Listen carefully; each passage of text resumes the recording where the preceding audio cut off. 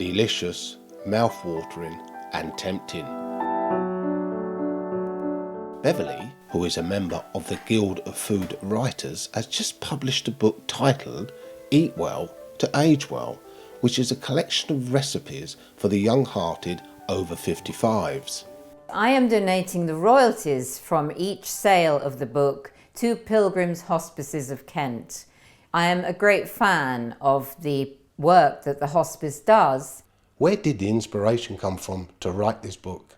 And I actually went to a supper party at a friend's house about 3 years ago, and I sat next to a chap. So he said, "What about writing a healthy eating book for seniors?" And I thought about it, and I went home and I started writing that evening.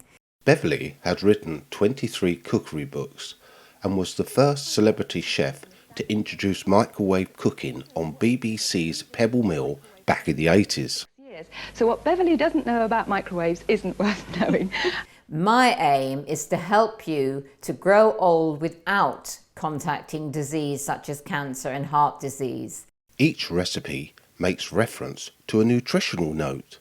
I spoke with the expert in her clinic about her involvement and the importance of living a healthy lifestyle. Beautiful pictures here.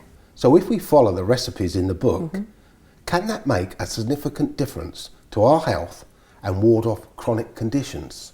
Absolutely.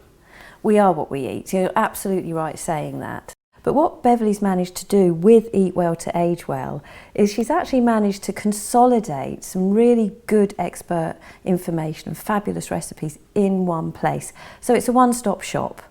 I asked the publisher why they chose this book.